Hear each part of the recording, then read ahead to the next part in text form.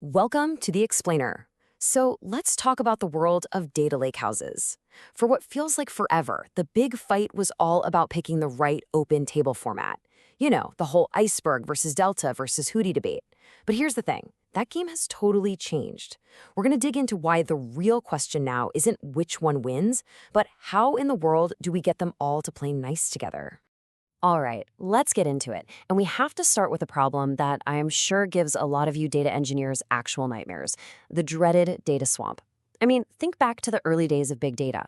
We got these amazing tools like Hadoop that let us just dump petabytes of data into one place. But the problem? It was pure chaos. There was no reliability, no guarantees, so our beautiful data lakes very quickly turned into murky, unusable data swamps. You know, a place where good data just goes to die. The journey to fix this whole mess, it was a long one. People tried. The Hive Meta Store, for example, was a really good first shot at bringing some structure. But it had some serious flaws. See, it tracked data by looking at entire folders. So if you made just one little change, it could kick off these painfully slow and expensive scans. And worse, it was super easy for people to query data and see incomplete or just plain corrupted results. That frustration, that pain, it created a huge demand for something better. We needed the rock-solid reliability of a database, but with the incredible scale of cloud storage.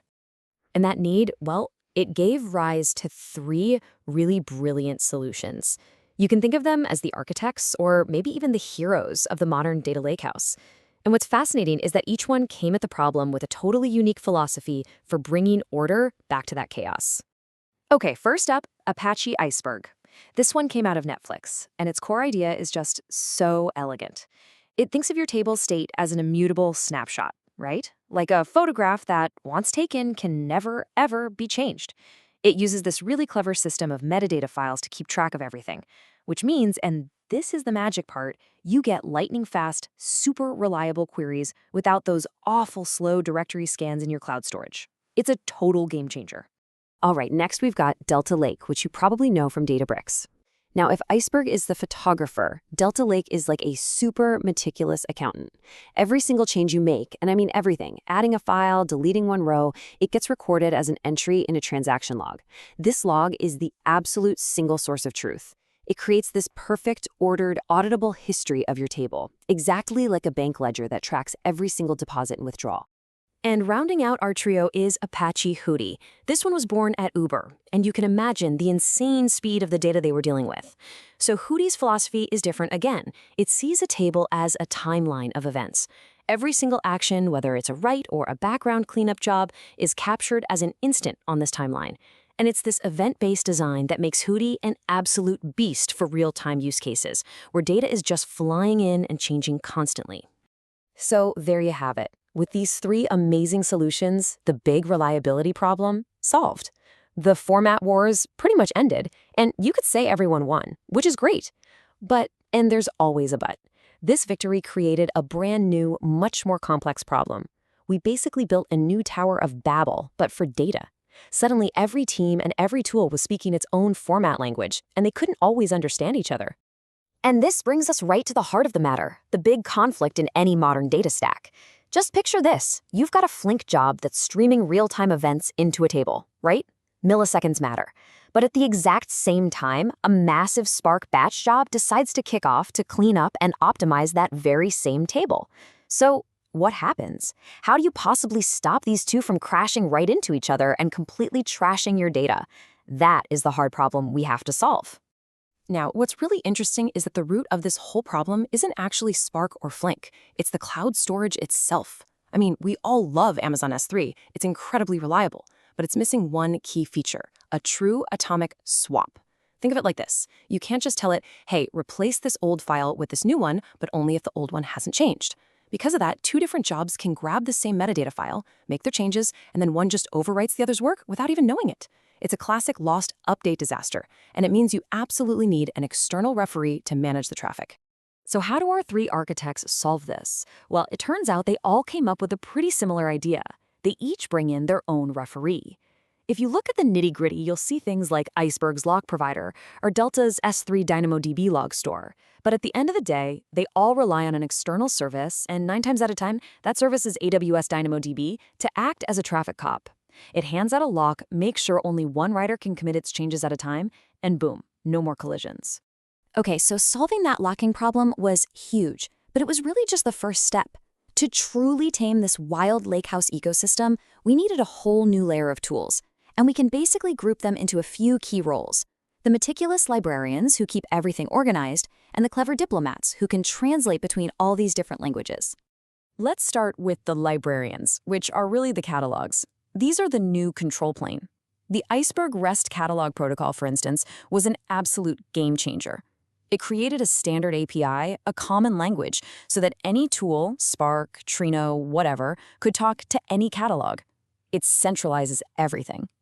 But then Project Nessie came along and took this idea and just launched it into another dimension by adding Git-like version control for your entire data lake. And this idea is it's so powerful. Think about what this means. With just a couple of simple SQL commands, you can literally create a branch of your production data.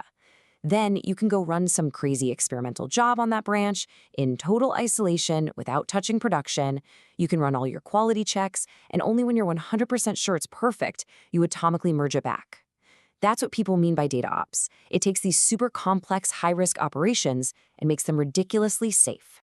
Okay, so what about the diplomats? These are the tools that act as translators. On one hand, you've got Apache Xtable, which used to be called OneTable. Think of it like a universal translator from Star Trek. It runs after a write happens and can sync the metadata between Iceberg, Hootie, and Delta. It's omnidirectional. On the other hand, you have Delta Lake's Uniform. This is more like a one-way interpreter.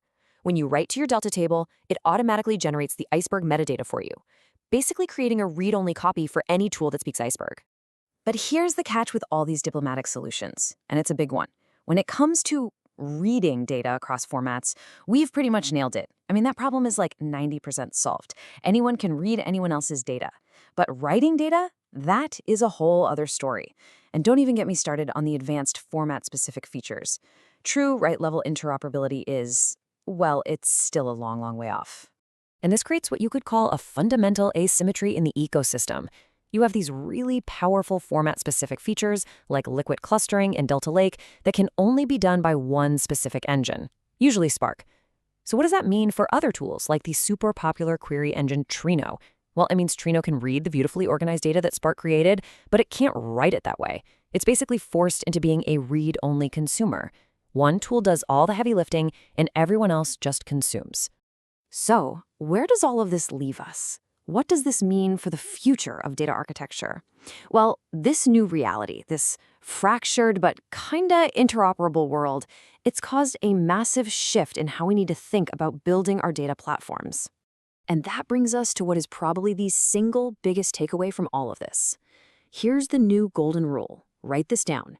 Your choice of catalog is now way more important, more architecturally significant than your choice of table format. The catalog is where the power is now. It's what gives you the governance, the security, the cool features like branching and time travel. The format, honestly, it's starting to feel like an implementation detail. So that leaves us with one final question to chew on. We've made this incredible journey, right? From the chaos of the data swamp all the way to this world of reliable, interoperable formats that are governed by these incredibly powerful catalogs. But as we start to finally solve this big puzzle of making everything work together, you have to wonder, what's next? What new, even crazier challenge is waiting just over the horizon for all of us in data architecture? Thanks for joining this explainer.